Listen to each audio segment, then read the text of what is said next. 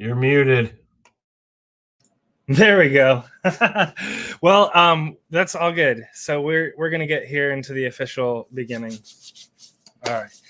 Hey, commenter, throw comments in there in the chat if you're watching us live right now. Love to throw your comments in before we jump into the stream, and then we'll get started. But hello, everyone. Welcome to our May CannaBuzz Live. Today, we're going to be talking about how to grow outdoor cannabis, especially how to grow outdoor cannabis in your backyard. It's not too late. We're only here at coming up on the end of May. We still have time to get plants and put them outside so you can grow your own cannabis at home. So thank you so much for joining us. If you're watching us live, we're really stoked to have you. We're live right now on CannaBuzz. So our CannaBuzzers or our CannaBuzz fam, thank you so much for watching. Leave a comment below. Let us know you're here. We're also live right now on YouTube and Twitch. So make sure to check us out over there if you love those platforms. Before we get too far ahead of ourselves, I want to give a big shout out to our supporting members. We've just recently launched a supporting membership system.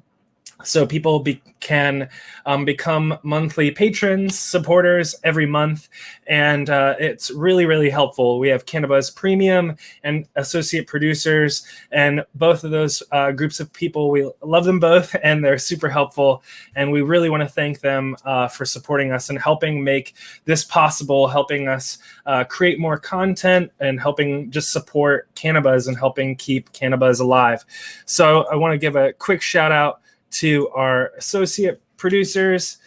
Here's our thank yous right here. All these folks are associate producers on CannaBuzz. So we are super thankful to all these folks that come in at the higher tier level. Super thankful to them. And of course, our premium members as well. If you want to check out the full list of supporting members, you can go to our website at about.cannabuzz.app.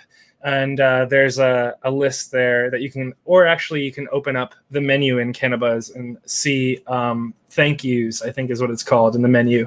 And you can see our full list of supporting members. So huge thanks to them.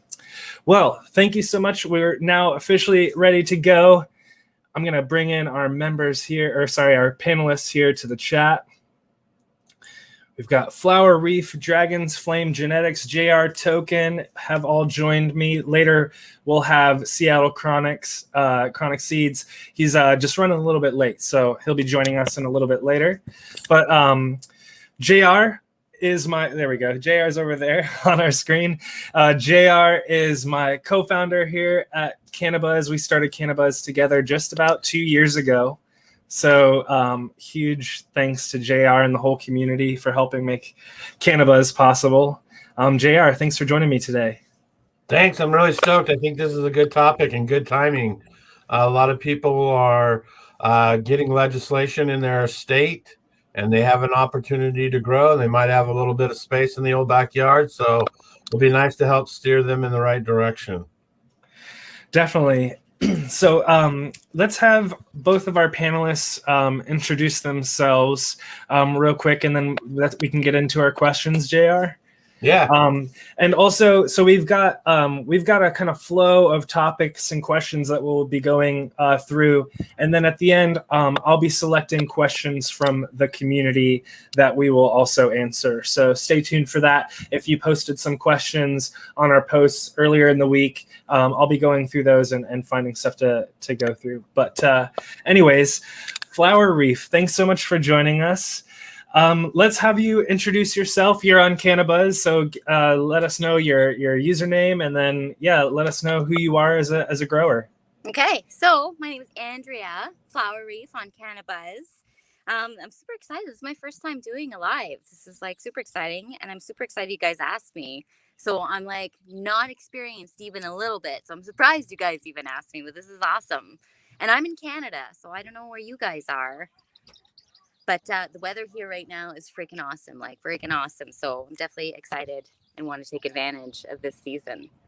Yeah, well, I mean, the reason why I invited you is because I went through our outdoor growing group, and this is kind of a secret to how I we always try to bring in panelists from folks that we know and all that whatnot, but we also try to go through our community. And I went through our outdoor growing group, and you always just have amazing looking plants in the fall, and like, you know, big greenhouses full of plants. So I wanted to bring you on because I figured you'd have something to say about growing outside. So thank you for joining us. Thank you. All right, and let's see. We've got Jeff, Dragon's Flame Genetics. I'm gonna unmute you. Jeff, thanks for joining us. Let's hear your intro. Yeah, thanks, man. Thanks for having me. So I'm Jeff from Dragon's Flame. I'm the owner, breeder behind DFG. We were originally in California and then moved up to Oregon and did 8 seasons in Oregon. And we've been in Hawaii now for a little bit over a year, just before COVID hit. And I specialize in outdoor mold hardy, fast flowering, can take the element genetics, as well as, you know, high terpene and strains specific for medical needs. I'm a longtime grower. I've been in the medical traditional market. You know, just doing my thing. It's what I love to do. Being in the garden is, you know, where I'm happiest. So, you know, I'm really happy to be able to share and give back some knowledge from my trials and errors. Awesome. That's what, you know, we're all going through various stages of that. So I appreciate the honesty. Yeah. JR, so we work together, JR and I work together to gather some questions and kind of a flow of things. And JR, you can kick us off. Well, I think the first thing that we think about when we want to start our projects are what our legal parameters are, and that is in plant count and in your area. And so I'd like to ask the panel to maybe speak on the fact of strategizing your pot size based on your plant count. Because if you have a big plant count, you could maybe have smaller pots, but if you have a smaller plant count, you might want to try to go with bigger pots. Maybe Flower Reef, you could speak on that. It really depends on what you're doing, right? So I work like where there's a greenhouse, so that it's a much bigger grow, and so the plants are like directly in the ground there. But here at home, I'm just growing my own. In Canada, I don't know what the rules are there, but everyone's allowed to grow 4 plants. So I'm growing 4 photo periods outside, and they're going to be in 10-gallon pots. So I want them to grow really big. But if I'm growing them in the wintertime inside, they're going to be in a smaller pot, like a 5-gallon pot, because I want them to stay smaller and they don't need to grow. I don't need them to grow as large as they can in the winter months inside. But in the summer, I definitely want to take advantage. So I need the bigger pots. So maybe you can speak a little bit about the difference between going straight into the ground and being in a pot, what your advantages and disadvantages are. From what I've seen, I feel like it's such a big difference, because what I'm doing here is just the 4, whereas where I work, there's like 300 plus, or that's what it was last year. I don't even know what the number is right now.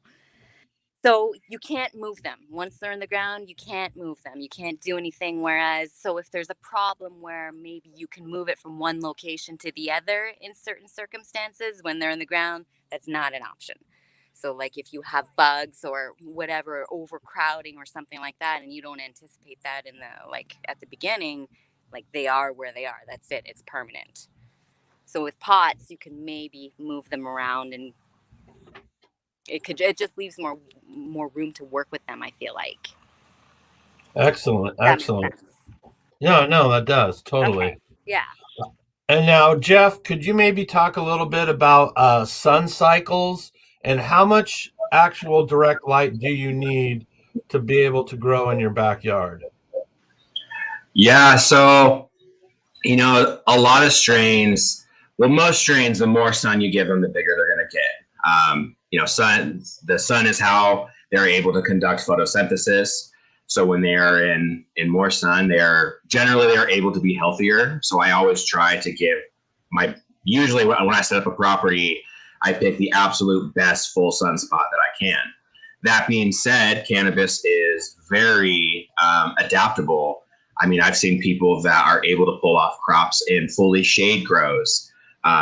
They end up linkier usually and taller. So sometimes you have to be a little bit more aggressive with your training and your trellising, because they will stretch to try to find that sun. But generally, I'd say like 6 to 10 hours of full direct sun. That'll produce some very happy plants that are able to reach their maximum size. And I would also, I would like to touch really quick on the in-ground versus pot versus bed, just because I've done all three. I will say in the ground, if you are in a spot that is very intense heat, in the ground can be a lot more beneficial because the roots aren't cooking in a pot. They're able to spread out, and they use a lot less water, which we're in a drought year right now on the West Coast. So if you're in the West Coast, putting them in the ground can be pretty beneficial because you can mulch and they won't use quite as much water. Downside to being in the ground is you are 100% dependent on what the ground soil is. You could have great soil. You could have clay that is going to resist roots. So that's one of the upsides to pots and beds is you can pick what kind of quality soil you want, and make an exact mix based on your needs. Excellent. So your average backyard grower is probably going to be looking at some kind of municipal water source. Can you maybe, Flowery, can you maybe talk about some of the water strategies that you can use in a grow to make sure your plants are getting the best water that they can? So my situation is completely unique. So where I live, it's a really, like, I'm in the country, a lot of farmland here. And just up the road from me, there's a natural spring, and the pH there is perfect. I think it's 6.25, 6.5. And it's a natural spring, so there's no other toxins in it. So I actually hike my ass up there every day and get water and bring it back. So in my case, not everyone can do that. So I don't really know what else everyone else should be doing, because this is the resource I have available to me. So I take advantage of it. I'm just trying to think. At the other place, I mean, they just let their water sit like everyone else. The tap water, let it sit for the 24 hours in buckets, and then they use that. That's what they were. How are you watering? Do you have like a automatic watering system, or are you guys hand watering, or how do you do that? Hand watering. Everything was hand water. So that was a huge pain in the butt. So I'm not at the big grow so much this year, but last year, everything was hose. Like someone would be there every morning with a hose and would hand water it. And the other thing over there, they weren't really monitoring the pH so much, which I wasn't sure why. So I do here on my own level, but they still did okay, but they just didn't really monitor, and they didn't have a system set up. Everything was done by hand. Yeah, that brings up some good topics with regards to kind of just knowing where your water is coming from, right? So Flower Roof is just talking about how great the local water supply is. For me, where I am in NorCal, in just my particular city, I've noticed the water is super high pH. It's like around 8, and it's super chlorinated. So I do have some issues when I'm growing in smaller pots. And then what I have done is you can buy chlorine filters that you attach to your hose, and they last 6 months. They're usually rated for 10,000 gallons or something like that. So I've used that to water just my backyard grow. Jeff, do you have any thoughts on watering systems and how you water? Maybe you've used automatic watering systems or anything like that? Yeah, so I've had spots I've had great water, and I've had spots I've had horrible water. My spot in Cottage Grove was super laced with heavy metals, arsenic being the main one. And I will say too, the way you know that is you get a $40 lab test. I would recommend anyone that's going to be growing for their medicine to get a water and soil test personally, but so you can even know what's in it. But so at that spot, we had to use reverse osmosis water, and everything had to go through an arsenic filter. And so We had to have storage tanks that were, collecting the RO water. And then we've had to monitor to make sure that all the arsenic was being removed, because cannabis is a dynamic accumulator plant. So any metal will be in the flowers. And here in Hawaii, we're on catchment, which is rainwater. So here, and we're volcanic. So here our pH is incredibly low, but it has a lot of dissolved calcium and sulfur in it. So here, as long as we get the pH right, the plants really enjoy it. And we don't have to use like a calcium product like you do especially if you're using RO water. And so for automated watering, the way I like to set out my outdoors is I like to have a primary system that is usually blue mats are my preferred, just because there's no pumps to break. There's very little maintenance. They're a little tricky the first week or two to get them set up, but once you get them set up, they're pretty low maintenance. And then I set them to be on somewhat the drier side. And then I go in manually. I'm a breeder, so I'm using everything usually for me is from seed. So every plant has a little bit of a different requirement. So I generally set my automated watering a little bit on the drier side, and then I come back and hand water. The ones that are drinking really heavily are the ones that I'm noticing. They just want more than the other plants. But with the blue mat system, at least you have where if you're out of town for a day, or you can't get to the garden this day, or for whatever reason, at least your plants aren't going to die in the sun. They'll get at least enough to keep their roots happy and keep the root zone happy. Yeah, you just hit on a couple of things that I want to talk about real quick. So blue mats. I love blue mats or blue mats. Just Google BLUMATS. Google that. If you're in the US, you'll find like one company in particular that supplies them. I forget. You can even get them. You can get packs of blue mats on Amazon. And you basically just kind of find a system for your whatever you're growing in, like the size of that space. So they'll have blue mat systems for like 30-gallon pots, for example. They'll have a specific system, or you can just get one. Some of the systems are just like the little carrot things. They're these little clay carrots that have water going over top of them. And once the carrot starts to dry out a bit because the soil around it is drying out, it releases a bit of pressure, and that allows the water to drip out. And what I've done at home on a small backyard scale, or even growing in like, let's see, I was watering even just a couple pots with blue mats in the past. On a small scale, you could do it with a 5-gallon bucket, and you can just buy this little spigot that you drill in the side of the bucket, and you have this little tiny tubing. I forget what it is. It's like 8 millimeter or something like that. And the water, just by using gravity, you put the bucket up, 5 feet in the air or something like that. And you can have the water coming out of that bucket and, watering a couple plants. If you wanted to do, like I was saying earlier, and use your like hose from your house or something like that, you can hook that up straight to a pressure reducer that Blue Mott sells. And then that goes into, you can get rubber tubing. And I've just snaked that throughout my garden, and that will just water automatically, just like Jeff's saying, and which is great. It's so awesome. Especially, I live in Northern California, and especially lately, like last summer, it's been getting super, super hot, like for stretches at a time where it'll get like 90 to 100.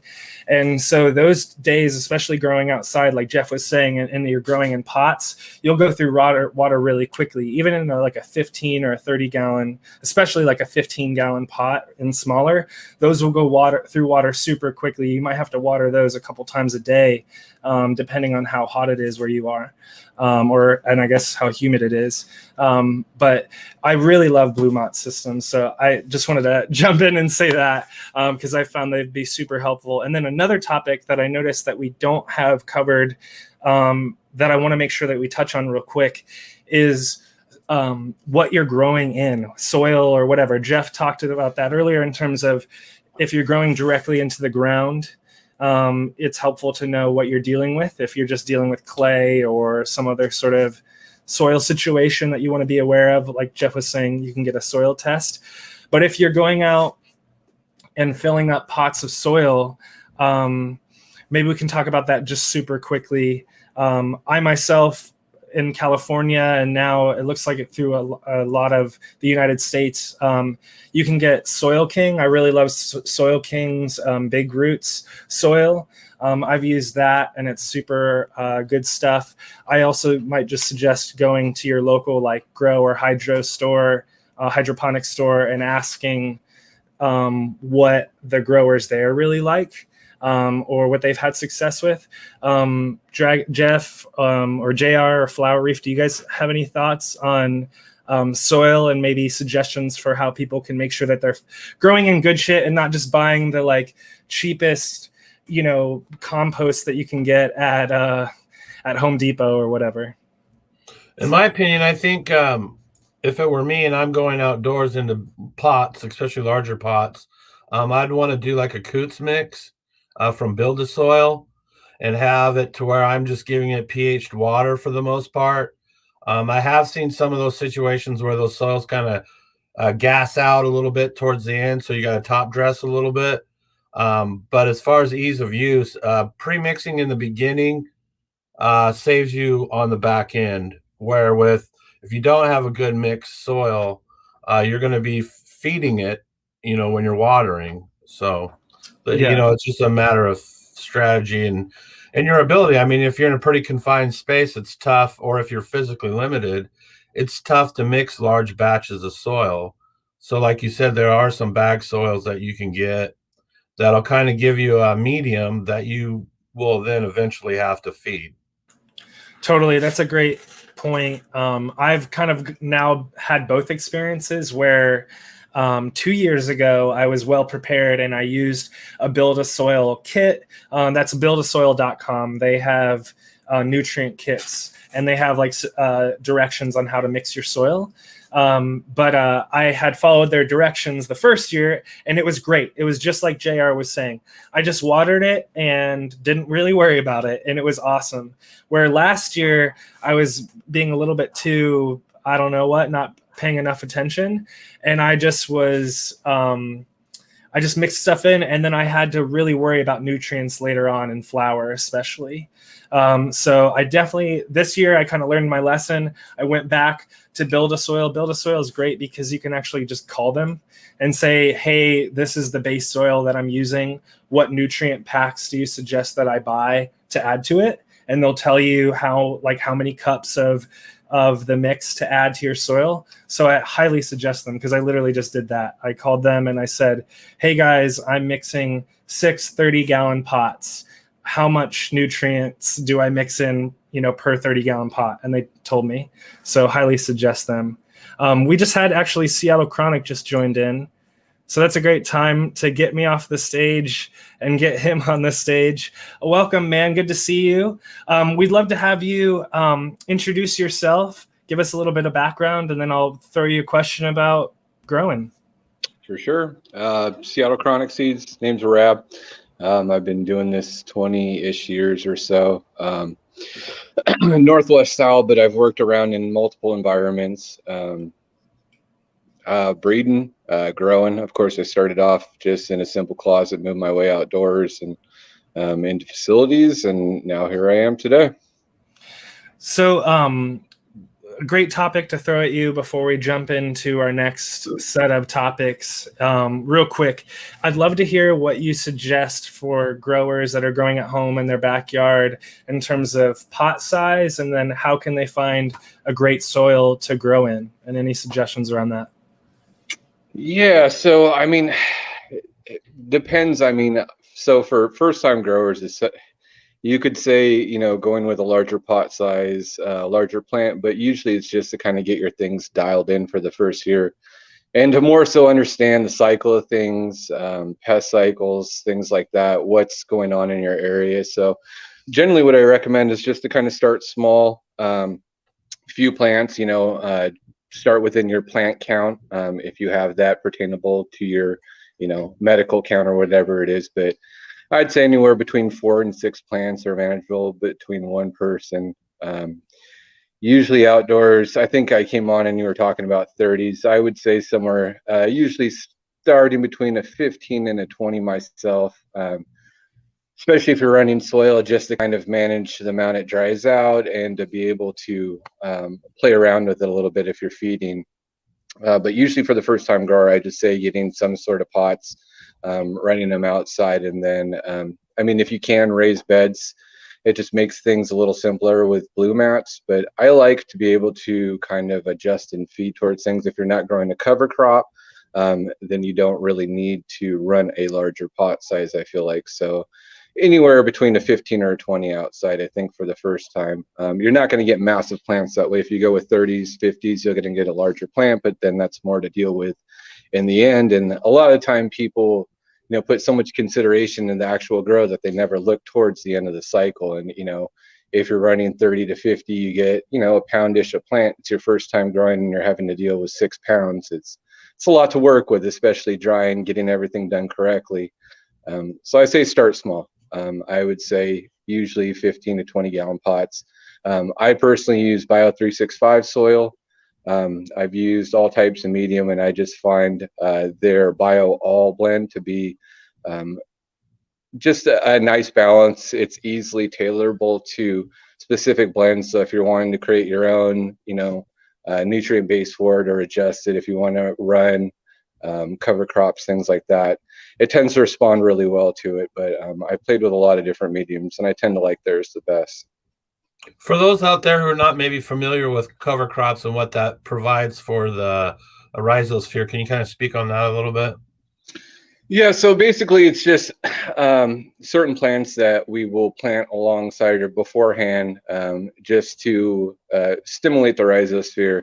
A lot of them also help with uptaking nutrient growth as well. So we'll look for certain plants like clover, other plants that, you know, are phosphorus uptaking.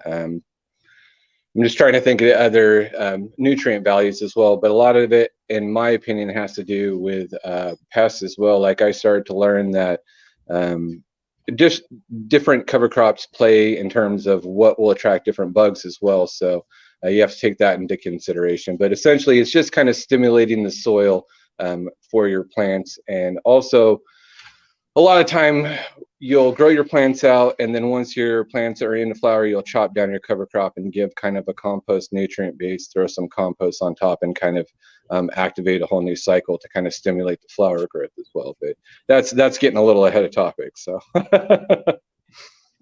Nice. Awesome. Nice. Thanks so much, man. You covered a lot of great ground there. No pun intended. JR, do you want to kick us off into our next series of topics? Yeah, I think one thing that maybe new growers or people who are setting up in their backyard, they might be bringing plants from their indoor garden to outdoors, or maybe from a greenhouse to the outdoors. Jeff, can you maybe talk about some of the strategies for getting them through that process? Yeah, so what I like to do personally is I like to start. Well, first off, you need to consider the light cycle, and you need to consider the sun intensity. Those are the two factors. If you go from an 18:6 light cycle, or a 24:0 cycle, or a 24 cycle, and you put them straight outdoors, more than likely they're going to just flower just from the drastic shift. So I like to look up the sunrise and sunset of June 1st in your area, and I'll set my timers indoors before I even take them outdoors. I'll set my indoor timers to that time as if they were outside June 1st in your area, which that seems to me, at all the times I've done it, it keeps them from wanting to go into flower and then re-vegging as the summer days get longer. And then I also like, especially for a lot of the modern genetics that's been bred by indoor growers that have been babying them their whole lives, you know, a lot of times you'll have to take those and put them in the shade for several days sometimes before you can actually put them into full sun. But generally, I mean, if you watch your plants, you can kind of tell if they're in the full sun and they start wilting, they start getting little light burns. I mean, you can tell usually fairly fast if it's too intense for them. And if it is, they go back in the shade, and you can kind of extend it a little bit more each time. And obviously the hottest part of the day is when it's going to be the most stressful for the plants. Generally, if you can get them into some early morning sun and that early afternoon before it gets to the hottest part of the day, or if you do it the opposite after work, when it's the hottest part of the day is past, you can bring them out into the sun and, gradually increase their sun every day until they're able to be at their final location in the full sun and still be praying. That's usually the sign that they're ready to go into their final homes. Or the other option is you start seeds outside earlier in the year under cover, and they don't have no transition period whatsoever. Excellent. I think that's important for people to know, because I think it's pretty common for people to think, oh, I'll just take these out of my tent and throw them outside and we'll be good to go. And so I appreciate you kind of shedding some light on that subject, because I think it's important. Also, like you said, early in the season, it might be more of a flowering sun cycle. So you need to augment the light cycles with some artificial light just to get them pushed through into the summer as well. Yeah, usually it doesn't take much. Usually it's just a couple extra hours. You can do it if you don't want to do the June 1st lookup. You can also just give them an hour of light in the middle of the night, and that usually will be enough to keep them going in the flower. And genetics play a huge part in it too. When you're getting seeds from someone that's breeding for outdoor purposes versus someone that's breeding in indoor dialed facilities, those are entirely two different grow styles and environments. And the seeds that are made that way will reflect in how they perform. I think that's a big reason why I invited you and Rab, because you guys don't specifically breed for indoor products. You breed also for outdoor products. You also, especially you, Rab, you will not only do high THC varieties, but you also do like type 2, where you got ratios, or you might even have a high CBD strain. Can you kind of speak on the genetics and the outdoor acclimation of that?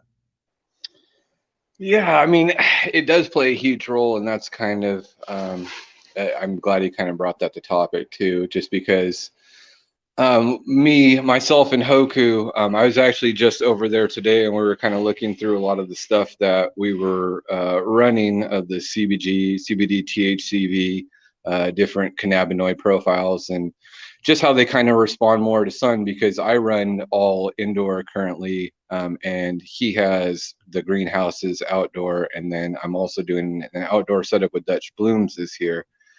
So there's like a multitude of environments I'm working in, but seeing kind of the stuff that I'd been running indoor and how it runs in, full sun or even greenhouse, it's a completely different morphology. And then just getting it dialed for, greenhouse growing specific people or outdoor specific, the nodal structures will be completely different from one environment to the next. So it's really important to kind of take those things into consideration. And I mean, even with that, if you're growing from seed, just, kind of have some knowledge as to something that's going to finish fast, not have giant thick colas, just because a lot of time you'll get bud rot, especially humid areas or things around here that have moisture that come in early season towards September. So one of the things I'd say is Farmer's Almanac is your friend if you're doing outdoor. Like, you need to read that shit every year. Something I've always done and been taught as a child, like it's something to learn your light schedules, when, plants should be planted, and just to get to understand like where your region sits. So yeah, it's super important to understand the sun cycle and everything to do with it. But back to cannabinoids. So we kind of have to play a lot with stuff, because a lot of stuff with CBG or CBD early is an early variety. And so if you're running a house of mixed ratio stuff, it's kind of cool because you can start bringing down, your CBG and CBD stuff between 6, 7, 8 weeks, and then the mixed ratios generally come down between 8 and 10, and then a lot of the THCV and CBDV stuff comes down really long, and so it tends to run 12 to 16 weeks. a lot of time you're only able to run them, 12 in greenhouses, but I've kind of been doing supplemental lighting and stuff to where we've been managing to push it up to about 14. Excellent, excellent. Okay, and so now we've pretty much got everybody set up. They've got a soil. They're in the ground. They're growing good. Can Flower Reef? Can you maybe talk about some strategies for supporting your plants as they grow? How do you kind of gauge that, and how do you approach that?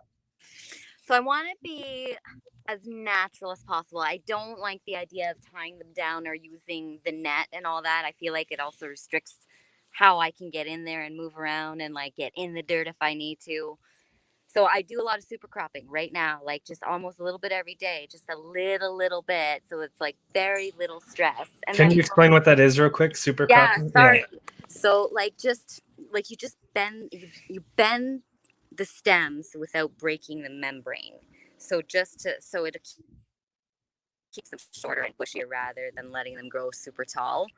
And you can just do that a little bit every day even, and it really does no damage, but it keeps them shorter and they're still super happy and tall. You don't have to put a net over them. So I'm doing that right now while they're vegging, and then when they start getting heavier and flowering and stuff, I plan on using like stakes to put in the ground and tie them to that rather than keep them completely confined with a net or something. Because I can move the stakes around as I need to.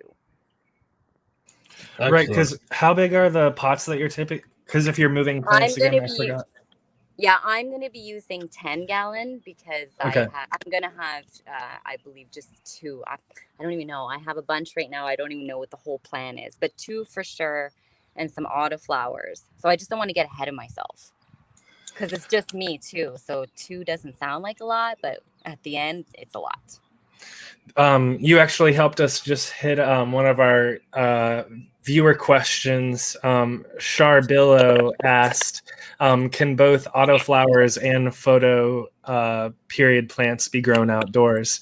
So you just said, yeah, you're growing autoflowers outside. Yeah, absolutely. Autoflowers, they're actually great. So that was the first ones I grew on my own, and I royally screwed them up. But the thing is, they're so resilient. I had a problem with bugs. It was my rookie mistake. I sprayed them with a soap mixture while they were in flower, so that totally scented them. But it was spider mites, and because I live in Canada, it was very cool outside, and I think that's where they come from. That's what they say.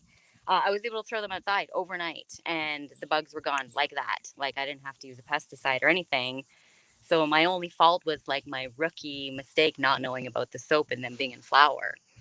So they're so resilient, and they'll grow in almost any condition. So growing them outside, you just get that much better results. Yeah, I love autoflowers. I literally just put 4 seedlings outside just 2 days ago. Yeah.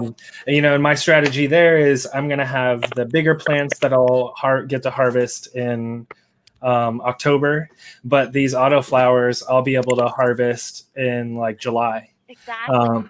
Yeah. Keep turning them over and over and over again. And someone who like only has the summer season here, in the winter they're great. Like every 70 days or so, it's like boom, you have a new harvest. So obviously the yield is much less, but you can get some really good quality stuff, especially like if it's just for you. It's crazy not to grow them. I hear that. All right, take it away, JR.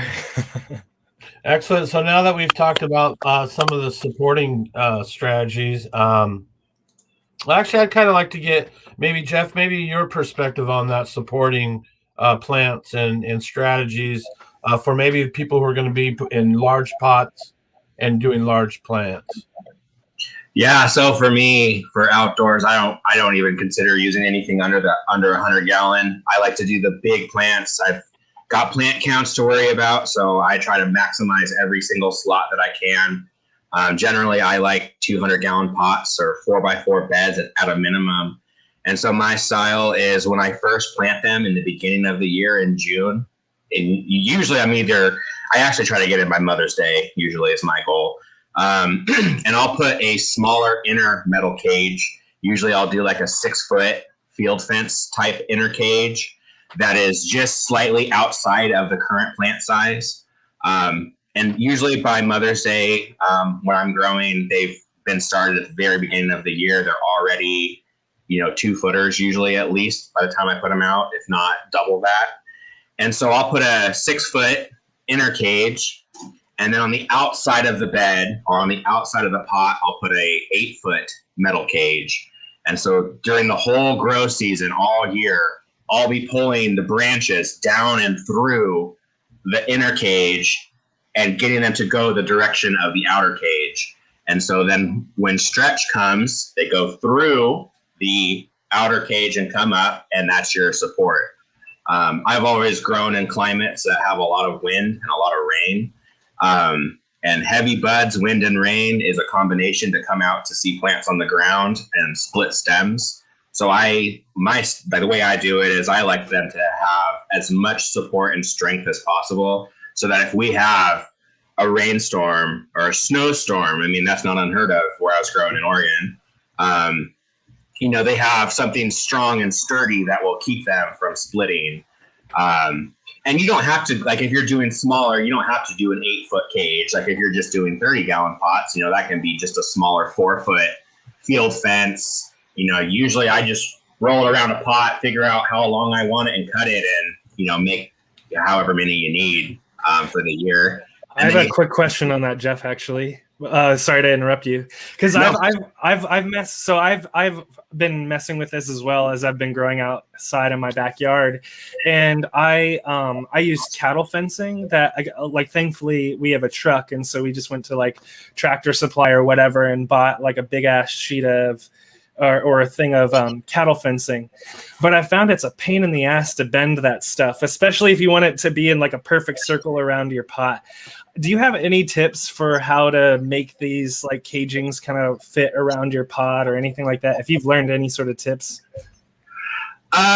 Unfortunately, that's pretty much what I use too. I use the bison fence, 8 foot. I will say it's a 2-person job to make it easy. I do it myself, and it's a nightmare. I will say that it is a pain in the ass. But the nice thing is once they're made, I just leave them on the pots. Once they're on the pot, like they'll stay on that pot for all eternity until I'm not at that spot anymore. And generally there's not really, at least not one that I found.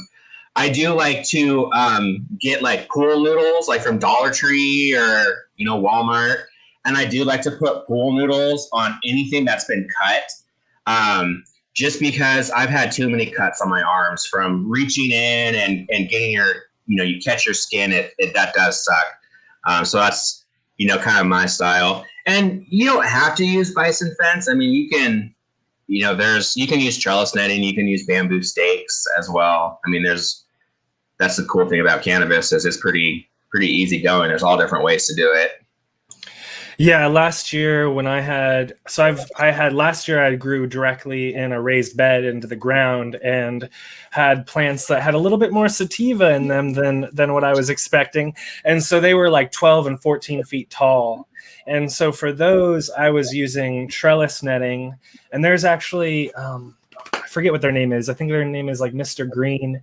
But there's actually biodegradable trellis netting now that you can buy online. I definitely suggest if you're worried about that. It's like this plastic-ish netting, and I use that to support my plants. But like Jeff is saying, if you're growing in like a 30-gallon pot or whatever, I really love that fencing because you can, especially when I had plants that I was like trying to give myself time, I would weave the branches through the fencing, and that was kind of doing two things. It was giving me more time, but also just making sure that shit was supported.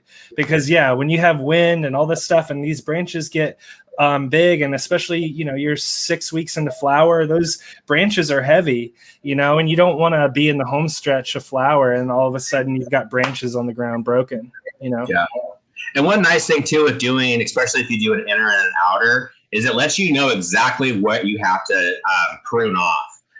Like anything in that tight inner cage at all. Like for me, I prune all of that out of there. So you have all the airflow. So it makes it a really easy guide to like what can stay, what nodes you can leave, and what nodes should be removed.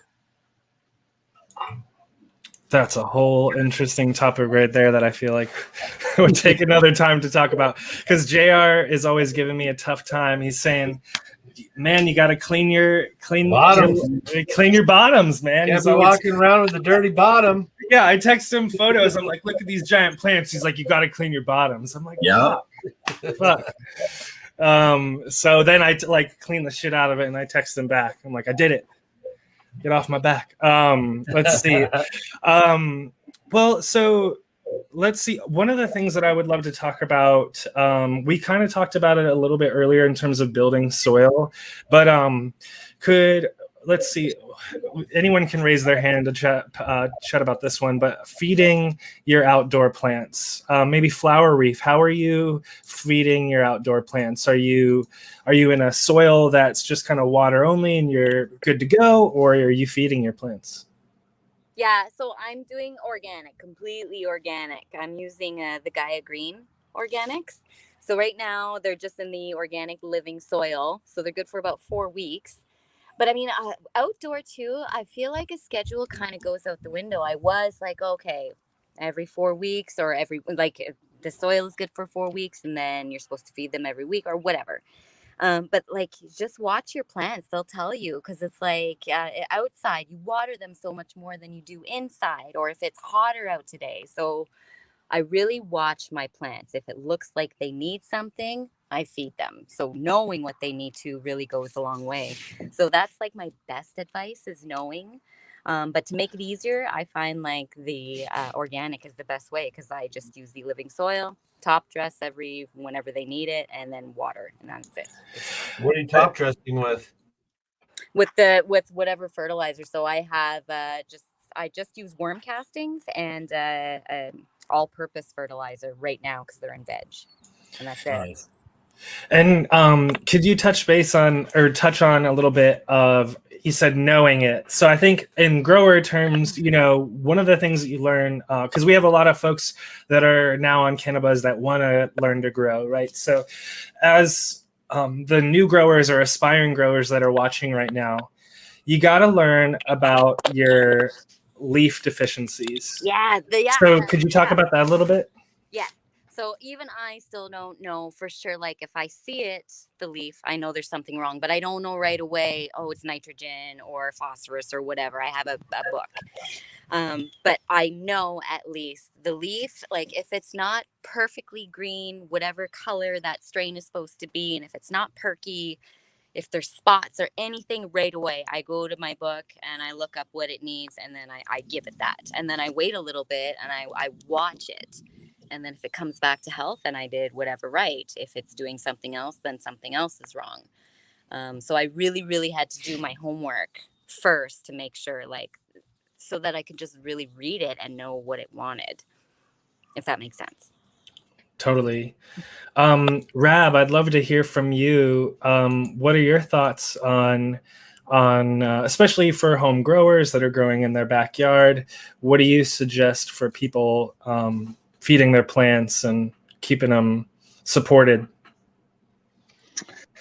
Oh man, so it just depends on where you're. I mean, if you're going smaller, I can do what I personally would, suggest myself. So running, generally, if I'm doing a cover crop, running a 4x4 bed, I tend to have the attachments, just PCV attachments, so you can go wire tube from Home Depot, modify your cage, and then lay down trellis wherever you need to in between. And then you can just kind of tailor, wrap around if you need to, if it gets too big. But so a lot of time what I'll do is I'll run a cover crop initially to, like we said, stimulate the growth. I'll tend to throw some myco down when I throw down the cover crop seed. And so that just gives it a little bit more growth, moves a little bit faster. Usually a few weeks into that growing, I'll throw the plants initially in. They'll start growing up. If I need to flower them faster, then I'll throw a dep over it, which is just a modified hoop over the 4x4 bed. And for people that don't know what that means, that's just eliminating night. So you're making, not eliminating, but daytime. So modifying the schedule, just pulling a tarp on it, making it a 12-12 if you want to flower it out faster. So that's I'm glad you touched on that, because we actually had a question about that later on. So yeah, light deprivation is what people need to look up if they want to learn more about that. A lot, and that's what we do a lot of the time. So it's kind of something as you move along with growing, you'll want to modify your schedules and get more into it, but it's just more an advanced topic. So but when we refer to, depping or light depping, that's what I'm talking about. And so in the 4x4 bed, essentially once the cover crop gets to that certain stage, feeding for me, I'll do a little bit of fulvic acid, a little bit of humic acids. My main feeding comes when you chop and drop your cover crop. So usually about 3 weeks in, 2.5 to the start of flower, I'll do a chop and drop. I'll chop all the cover crop that's grown up, drop it on the soil, throw some fish compost or whatever compost you have handy. Usually if you just grab some Ollie Mountain, something like that. Compost, worm castings, and then you generally want to cover it with straw. That basically is enough nutrient charge. A lot of times I'll kind of modify, like there's certain powder forms that I'll use, but it's tailoring towards specific plants. And again, it's more an advanced cultivation topic. We're just trying to keep things simple. And so just doing that, covering it, letting it go from there, and then maybe occasionally compost teas. That's a big thing for me. Is just constantly having a nitrogen fixated, so a poop or whatever fixated tea, alfalfa. I mean, I could go to the base ingredients that I have a list, but generally an N heavy tea for veg, and then generally a transitional tea that's PK heavy with a little more molasses and sugars for feeding and trichome ripening production. And I also incorporate emos as well. I like to do some crane farming techniques, ferments, labs, EM1. I think as you went over as well, leaf analysis is a huge part, like constantly monitoring your leaves on like a daily basis, just to see if you have yellowing, wilting, upward, downward, constantly, if it decline, pests always leave some sort of spotting, marking. So just to kind of stay ahead of the game, you want to monitor your leaf on like, as much as you physically can. And then just kind of let it ride. I mean, the first year you're going to kind of encounter a few problems, but it's just making it through the full season, I think, and really, having faith. If you have problems, go online, start researching. Ask. There's plenty of people like myself, tons of us on the panel, CannaBuzz, tons of people that will help out, and kind of troubleshoot with you on deficiencies, because I know a lot of the time, it's a huge debate, like whether it's, nutrient related or this. It's CalMag. It's always CalMag, right? On the internet, it's CalMag related, like 100%. Oh my God, yeah.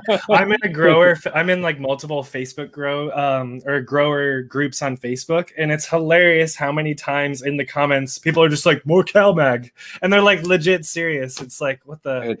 Every professional will recommend CalMag. So yeah. Yeah. Well, I would. So, you just touched on a topic that for me is personal, as longtime viewers would know. I've been hurt by bugs in the past. So IPM or integrated pest management, we just did a video about that a couple weeks ago with Mary Beth Sanchez. I highly suggest people watch on our YouTube channel or on CannaBuzz. But for our panelists, growing outdoors is so challenging, right? With all these different bugs that are coming from wherever.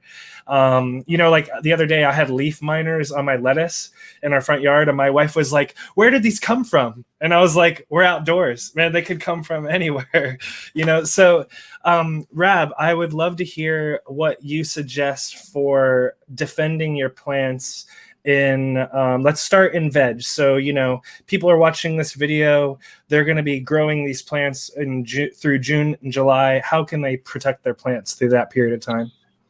Usually having a particular deterrent spray that you're just out constantly spraying, something that's environmentally friendly and that does not harm bees or any other animals. So that's something you generally want to look into.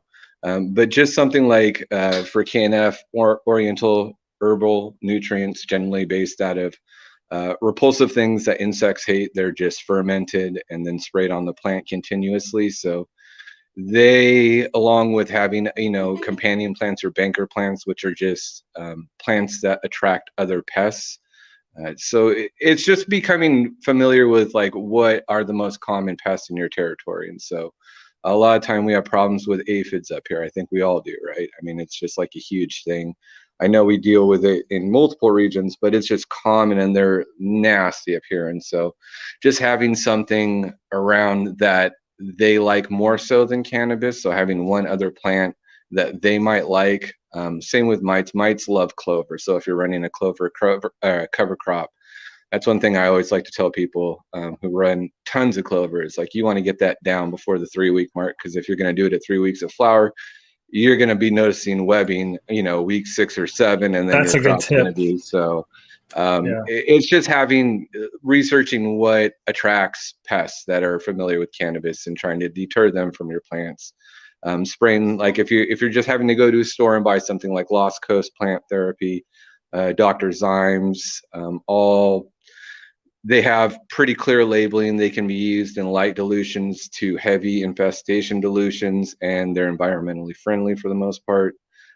I would just recommend using something simple, spraying a few times a week, and just keeping an eye on things. I like to have other beneficial insects, which is a huge thing, is just to have insects that will fight off, constantly having ladybugs, mantises, lacewing larvae, ladybug larvae. Just constant rotation of things will keep your plants defended from aphids and everything else that are bad. But it's just having a huge offense, because you're going to get them regardless. If you're putting plants outside, there's no way you're not going to get bugs. I mean, unless the plant has some superior genetic defense that, needs to be held tightly, you're going to have to be out defending your plants and having some sort of, pesticide to them. So Totally. I don't like using that word necessarily, but just some sort of defense, because it's not necessarily all killing pests, but just deterring them from your plants. We just got a great question from Northern Grower that I'm going to hit you with, Rab, and then I'm going to tag in Flower Reef. But Northern Grower on our YouTube page just asked, what plants can you plant that repel harmful bugs? Sorry. Oh man, you're gonna have to. If he wants to shoot me a DM, I will be happy to send him a list. I have files of things, so I kind of record these things. But just off the top of my head, I have so much on my mind. I probably would give you the wrong information now, and I don't want to do that. So, if you just want to shoot me an email at seattlechronic-seeds@gmail.com, I can send you a list of beneficial based on regions or what pests you're looking to defend from. So. Awesome. Well, thank you. Flower Reef, I want to touch base with you. So how are you defending your plants through the vegetative cycle? So say Dr. Bronner's, that's the one I use, the soap. So I don't remember the exact mixture, but it's a mixture of Dr. Bronner's and water. And then I spray them about once a week. Like I watch them. And yeah, again, they're outside. So it's completely preventative. I understand there's going to be bugs. So it's to prevent like an infestation or prevent a problem. And that seems to work really good. They're healthy. I don't have to worry about the stuff going in the ground because, again, it's completely organic. So in this stage, you can just give her. And so far, so good. Like they're all so healthy and happy. And yeah, so far, so good with the bugs. And again, your environment, you don't want if you create a space with too much humidity or too much heat, if you create a space for bugs, they're going to come. So if you're aware of what they don't like, then chances are you won't get them if you're able to create that space. Interesting tip there. I wanted to, so Rab just mentioned Dr. Zymes. So this is what that bottle looks like if you go to like the grow store or whatever. They were our sponsor last month, so thanks to them. And you can check out Mary Beth Sanchez from Dr. Zymes. We interviewed her just a couple weeks ago, so check that out. We talked all about integrated pest management. The other spray that I really like that's kind of similar, it's kind of like a competitor to Dr. Zymes, is Tweetment.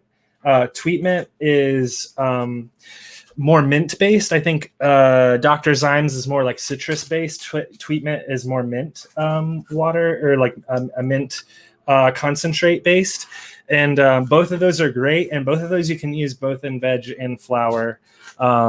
So anyways, Jeff, I want to talk, because you were just, before you even jumped on the stream, you're just talking about how you just deal with everything where you're at. So I feel like you're the veteran here that can get us through flower. If anyone can get through flower, you can get through flower. So how are you defending your plants from molds and pests and all this stuff when you're in those 8-10 weeks of flower? Yeah, I mean, you guys went over some of the products that I really like. I do K&F, so I do, you know, the OHNs and Lab and FAA, which are a deterrent, and I'm a fan of Zymes as well. Lost Coast, Serenade, Regalia, Grandivo. Those are all, you know, products that are bee safe, and if used properly, are safe for flowering. And for, you know, consumption. I mean, the biggest thing is you got to be on it. You got to put the work in. You just have to. You have to be out there spraying. You have to be out there. If you are noticing leaves that are getting damaged, removing them, removing any leaves that are infested with aphids or mites. I mean, that's all stuff that needs to get pruned out. You know, the biggest thing is you got to put the time in on your garden. If you let it slip a day, a week, they don't stop. Like, they're out there having a happy, breeding, eating, pooping in your flowers. I mean, this is all any day that you give them to establish will make it that much harder to get rid of them. You know, that's the biggest thing. And it's also an understanding that, especially the more garden space you have, the more things you're going to see. Outdoors, that's just part of farming. It's part of doing it. So you just got to really learn the signs, learn the early signs, and be in the garden enough to notice that those signs are coming in, and then implementing a plan that will, you know, be able to hit them from as many different layers. I mean, that's the biggest thing, is you don't want to use the same product every week. You want to hit them with as many different avenues. And if you start researching the products, you find that there are certain methods of how they kill, like Lost Coast and Zymes. Those are both contact killers. So that means you have to thoroughly spray every single inch. Any little spot on the leaf that you leave them living, that's their foothold. All you're doing is creating more work for yourself. You know, you really have to be able to use it properly and understand how these products are working so that you can apply them properly, and then developing a plan and a schedule to do it. Like for outdoor full term, I would say during stretch, one of the most important in every area that I've ever grown is using BT to get the caterpillars before you have flowers, because that's when the moths are laying their eggs. By the time you see the caterpillars, I mean, it's too late. You should have sprayed 2 weeks ago, 3 weeks ago. So it's really, you know, there's certain, especially for full term, there's certain like schedules that you really have to keep in order to get yourself to the end. You just hit on my hot button topic, because I have lost so much weed to fucking caterpillars. I hate them. So I asked Mary Beth Sanchez about caterpillars, and she was basically saying like, you can only spray so much or whatever. These moths are like, I live in Northern California, and I'm seeing moths and caterpillars like probably late August through October. I'm seeing them all the time. And so basically what she said is you just have to put mosquito nets over your plants.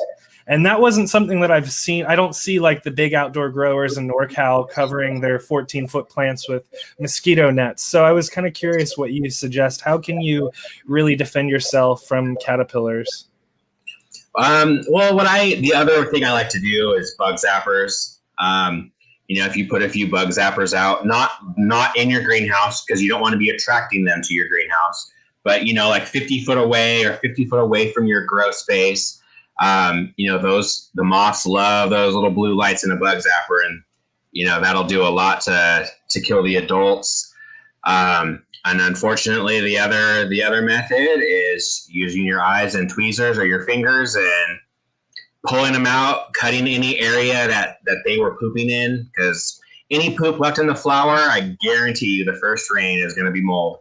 So you just want to cut that out, and nature takes her cut of your crop. I mean, that's part of it. I don't think you can ever be 110% free of them. I just don't think that's possible. Not unless you're using products that are so hazardous that you wouldn't want on your cannabis. Yeah, I think you brought up a point about detecting, like in the case of the caterpillar, where it'll burrow itself in there and start shitting.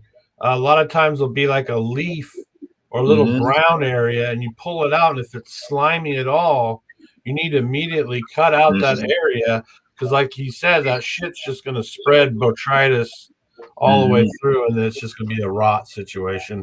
So it's better to take your loss early than to let it go, and then you're losing so much more.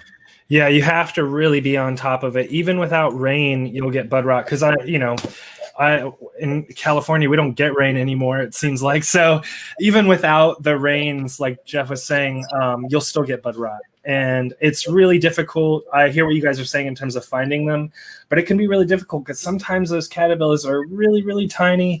And what they like to do is they climb in through a bud. Usually you'll have say my arm is like a cola and this is the top. They'll usually come in like right around here and then climb their way up. And it sucks because you'll like JR saying, you'll see that one nug, and then if you're not on top of it, they'll climb all the way up top through the whole thing, and then it's just full of bud rot. And those spores, those mold spores, will spread, and so you have to be really careful about that stuff. I don't know. Any other panelists want to chat about IPM before we move on to our other topics? Let's see. No one's a taker. So, JR, do you want to, take us into our next, we'll get you unmuted. Oh, we might have lost JR for a second. There we go. Maybe JR is reconnecting, I think. So let's see. We have covered so many different topics. Thanks for everyone who's watching. Thanks to our panelists. I know we're a little over an hour now, so I really appreciate all of your time. There's JR. I think he's back. JR, are you there? Nope. All right. Can you hear me? Now we can. Yeah. Okay, excellent. Yeah, so one of our last topic, harvesting and drying, because like you said, you pull off these 6 20-gallon plants, you're going to have some poundage. So what are some good strategies for people who maybe don't have environmentally perfect rooms to dry in? What are some things that they can do to help get a successful harvest? I'll let you start with that one, Rab. Yeah, that's a pretty easy one. So for those that are first-time growers, I recommend buying a growing tent and using that to dry in. Probably the smartest thing is just to kind of base it on the size that you're putting out. But buy a grow tent, line it up. You can either string up at the top of it or use the bars, the frames they have set up on the top. A lot of the time I'll run multiple layers of string around and then kind of layer it. So I have multiple layers to be able to hang down everything. And you can easily fit, 5-6 pounds in a, 8x8 tent. So it's not any issues. I've always had pretty good luck dialing in humidity. You can, add fans, just get an outlet outside of it, add as many fans, air conditioning inside of it. Usually I like to keep it about 60 for 21 days is my curing time. Tends to retain the terpenes. Nice amount of dryness to where it's crisp, but not like break apart. It's still dense and has a little bit of moisture to it. It's just a low and slow way. A lot of times I'll up it to like 64, 65 if I'm going, 14-week cycles and trying to produce at a faster rate. Like if you need flower, you can up it. Just try not to, have crazy like 77 heat and 30 humidity or vice versa, because then your flower is going to come out smelling completely awful, and all that work that you put into it is pretty much trash. I mean, you'll still get the high from it, but it's like getting the full end spectrum of what you did. You need those terpenes, so fight for them. Yeah, Flower Reef, let's hear from you. I'd love to hear what's your drying and curing strategy for your outdoor. So I absolutely do not have one. I haven't completely gone through a full cycle and cured it myself yet. So last year, like where I was working, we had a space for it. It was in a garage, so they were fully equipped. So for someone just doing it at home, I mean, if you're not concerned about the smell, any room in your basement would probably do if you're able to control the temperature and the humidity, and if you have the patience. So I just harvested a small autoflower not that long ago. Like I didn't even let it cure. I already smoked it all. So I am the worst person asking about patience and letting your stuff sit and wait for it, because I didn't. That's okay. I'm not judging, because I'm in the same boat, because usually it's either that or spending a couple $100s on weed at the dispensary. So yeah, I hear you on not waiting for the cure part sometimes. Let's see, Jeff. Let's tag you in here. What do you suggest for drying your outdoor harvest? Yeah, I mean, the numbers that he uses are the numbers that I shoot for, 60-60. Those are the magic. For outdoor, when you're doing a big crop, especially in tougher climates, the way I would usually do it is I would stagger several harvests. Usually I'd pull the tops off of whatever's the most ripe when they're ready, and I'd let some of the inner stuff kind of finish, so that you kind of have almost a revolving door coming out of your outdoor and into your dry room. And then as stuff is drying, usually the scale that I'm at, usually after the dry room, it's going into totes to start curing and to await trimming, is usually how we do it, or I do it. So once it's in totes, I treat that as a jar, and I burp it, the same way that you would, burp your jars every day, especially for that first 7 to 10 days. You feel like the jar is getting wet again, well, then it comes back out. And for that, I have like hanging mesh dry racks in case. I mean, that's not what you want. You want it to be dried right the first time, but sometimes, if things get too wet again, because that's what's happening when you're curing, is the inner moisture is coming out. So if it feels like your jars are getting wet again, that's time to let it air out a little bit again.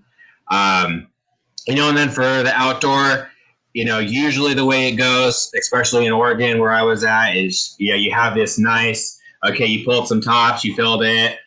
Oh crap, weather's coming. Oh no, real weather is coming. It's time. Okay, what has to come down? What can't go through this storm?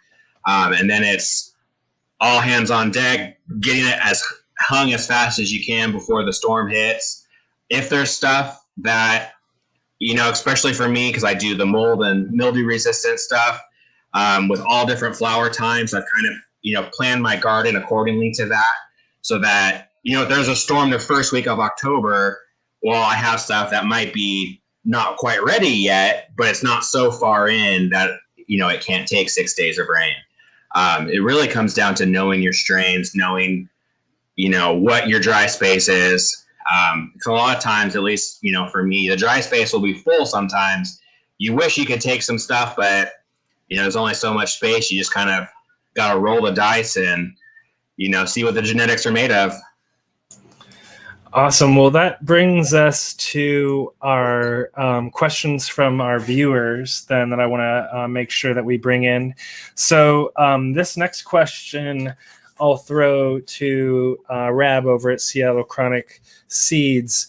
We had a question from OU812 or 812. They asked, here's my question. How do I pick the proper strain for my region, and how important is that? And they said they live in a hot and humid environment. So maybe that's a good one for Jeff later on too. But I would love to hear from you, Rab. What are your thoughts on how can someone at home, how do they figure out, like, am I growing something that is the right thing for where I'm living and growing? Absolutely.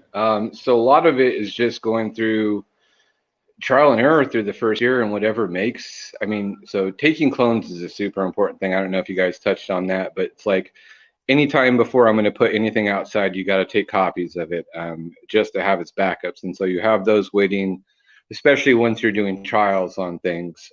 So you kind of can document and then determine whether or not you want to keep them or get rid of them. And so a lot of time what we do is we'll put the things outdoors that we're going to test for the cycle, and the things, you know, that do extremely well under, you know, 110-degree weather for 3 days, we'll keep under notation and then run those in hotter environments. So I'll take cuts of those and send them to my friends who are in Arizona, test them down there. If they do good, then that's when generally they'll come back to me, and then I'll start making reproductions and having those. And so a lot of time it's just going through this cycles of actually like putting your plants to the test and knowing firsthand, or having somebody reputable that has clones, you know, that says, hey man, these have done really well in hot environments, or looking for seeds that say that as well. But it's just really growing everything out. If you're doing it from seed, that's the best thing. Like I said, just take a clone of it before you put it out. Keep notes of everything, like what does well against bugs. And if it does good in multiple, you know, faucets, it's not just one thing, like it does well against heat, bugs, and it produces massive resin, then you might just have a breeding plan on your hands. So yeah, just keep notes and keep copies of everything. Awesome. Jeff, let's bring you in. So I said I can't remember if you said this earlier, but you're out in Hawaii. So the reason I thought of you when the question asker said hot and humid, you live in a hot and humid environment. What are your suggestions besides, you know, of course, looking up some Dragon's Flame genetics?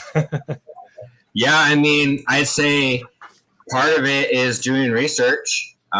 You know, especially nowadays, there's forums filled with growers from almost everywhere, you know, so same as with any gardening is, you know, find out from gardeners in your area what strains have worked well for them. Find out, do some research on breeders that might be in your area, or research breeders that, you know, anyone that's doing it with any integrity should be able to tell you what strains of theirs would be the best choices to, you know, try to find your keepers for your exact microclimate.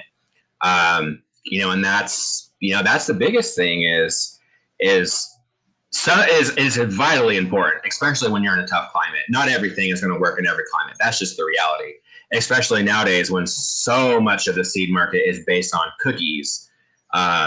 You know, cookies does not do good in harsh climates. Let me just go ahead and tell you that right off the bat.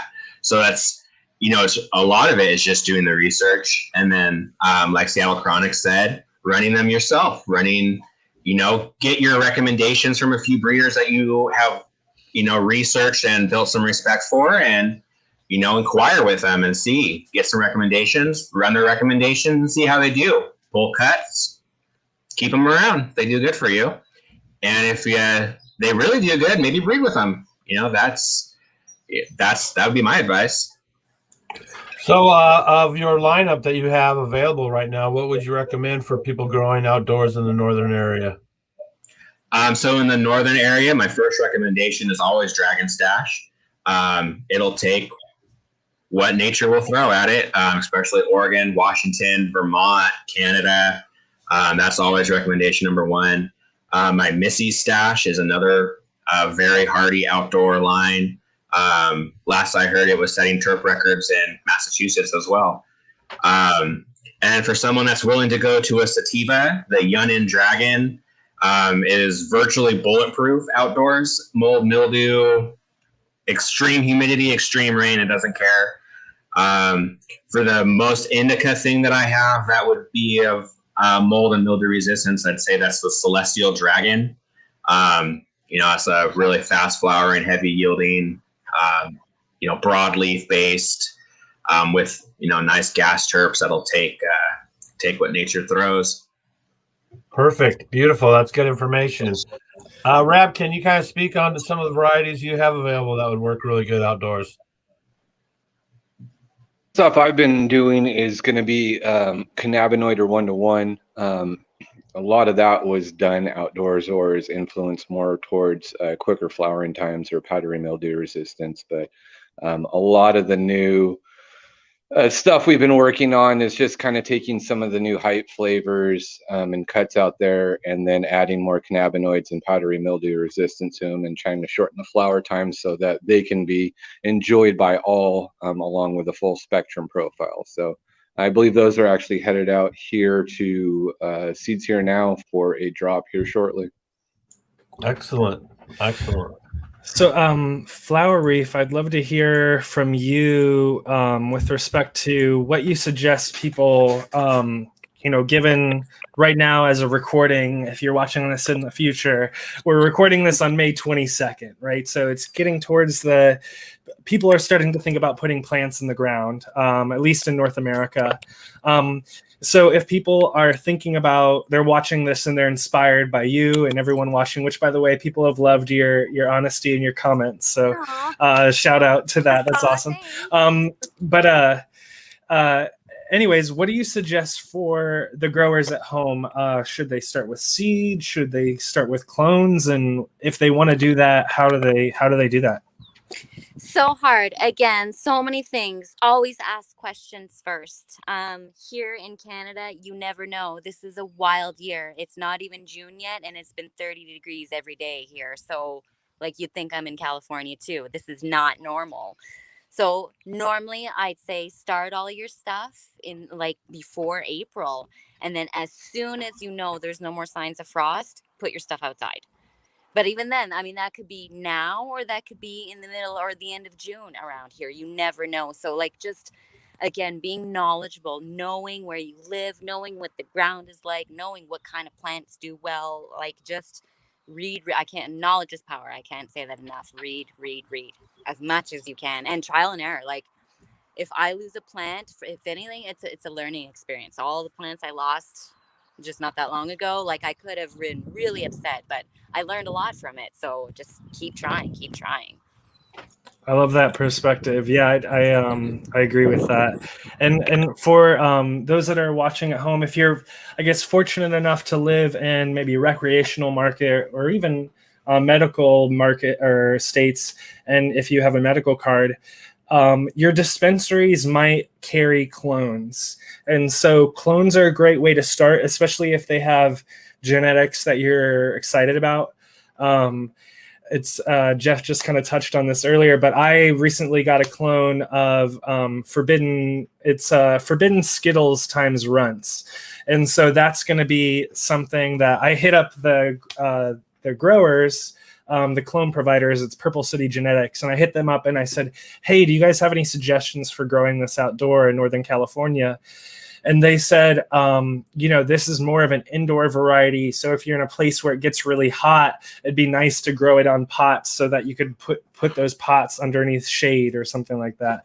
So that's not really a scenario that I'm going to be in, but I'm still going to kind of figure out where can I put those two pots for those two clones in my yard that has maybe a little bit more shade or not as much like direct sun all day or whatever it is, just to help give them a little bit of reprieve. And that's kind of that's specific to those genetics, I guess. But anyways, I, being fortunate enough to live in California where they have kind of a little bit more robust of like a clone market, so to speak, you can find some good clone companies or companies that have reputable clones where what the genetics are that they're selling, that it is what it is, like it is what they're saying it is, because that's one of the things that really frustrates me when you go to some dispensaries and you look at their clones and they're telling you what they are, but like, where did they get this? Where did this clone come from? What was that original plant?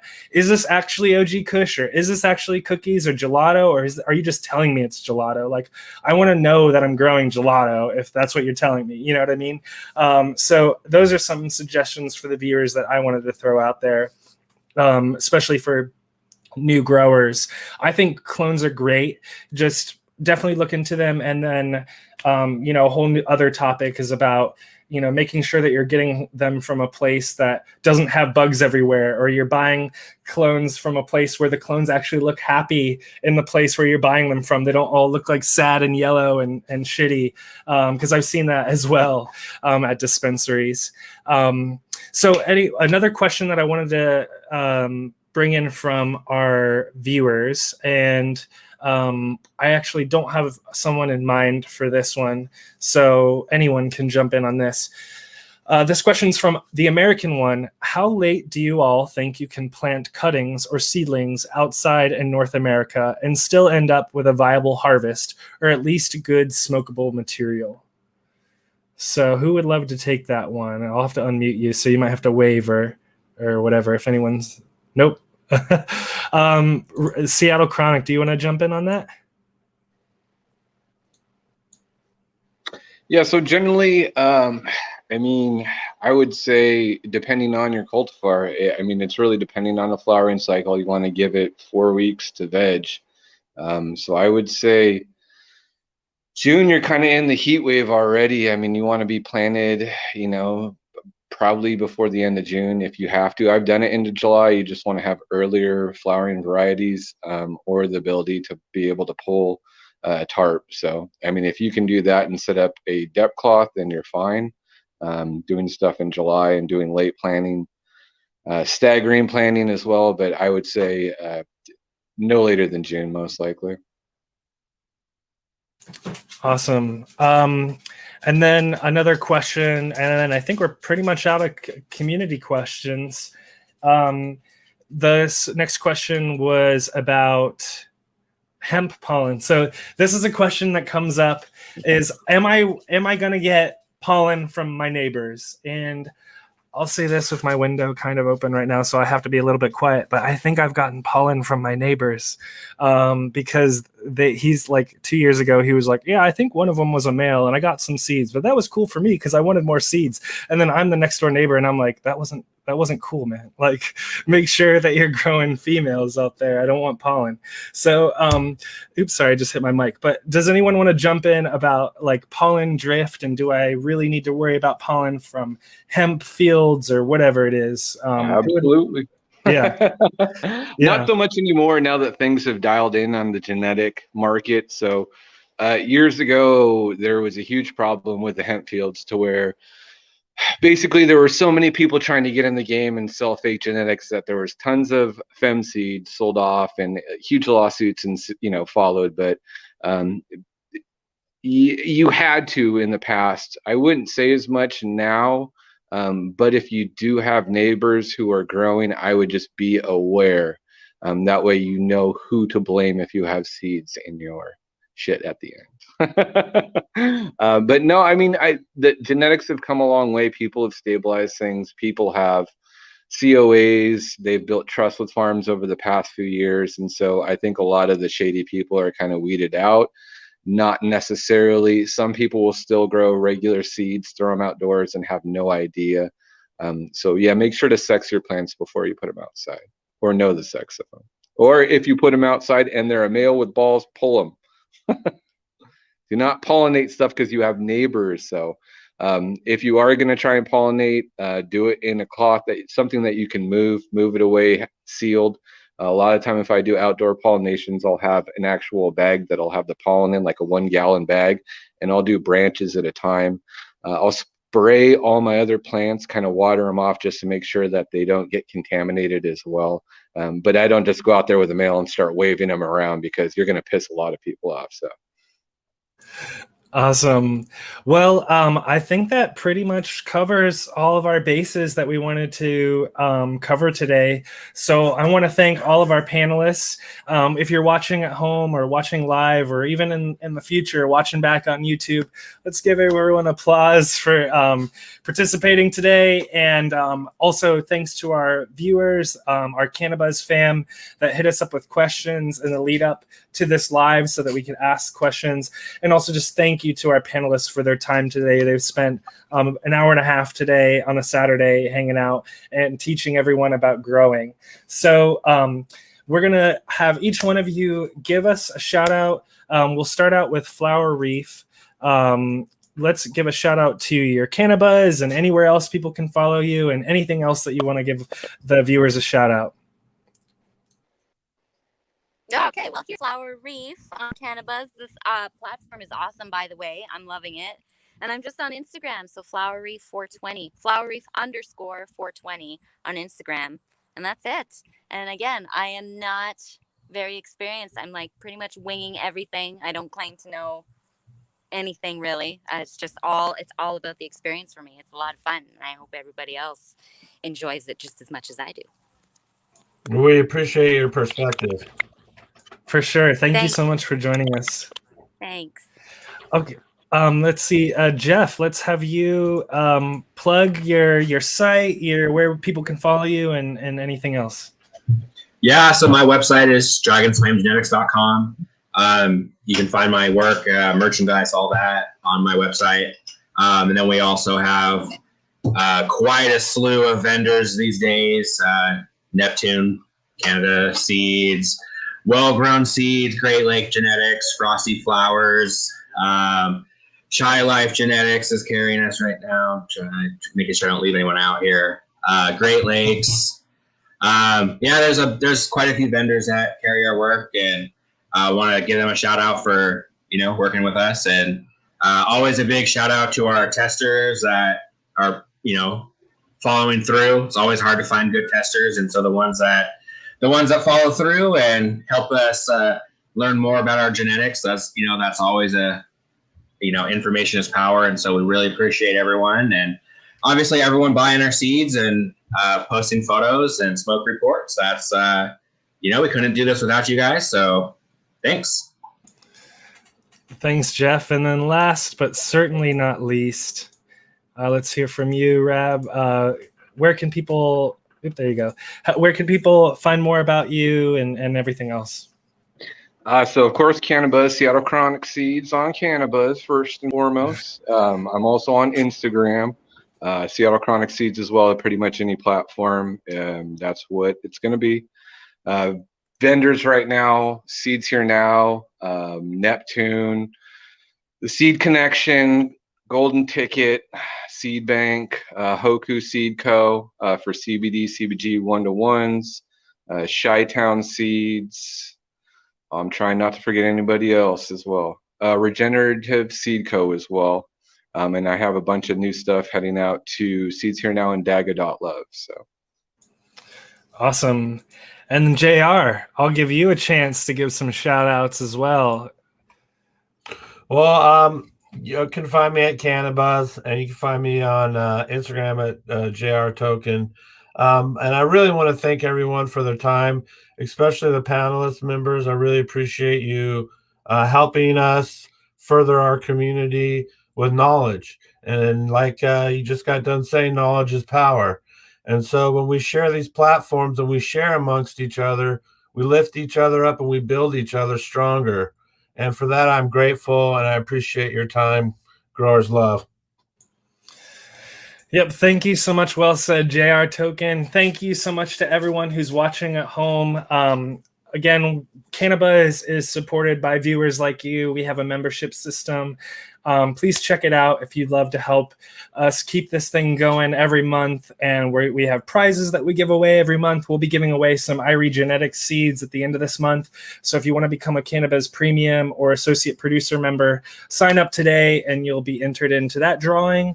And we just really appreciate everyone's support. We just had just in the last couple of days, we had our first second months of subscription. So it means a lot for people to, pay us every month like that. I really, really do appreciate that. It's I know it's like a leap of faith with us because we've just launched it and everything, but I really appreciate it, and it helps support us a lot. But that's it. Thank you so much, everyone who's watching. I hope you have a great rest of your day, a great weekend, happy growing, good luck. And if you need anything, just jump onto CannaBuzz, join some growers groups, ask some questions. We're all here to help you. But thanks, everyone, and have a great rest of your day. Peace, everyone.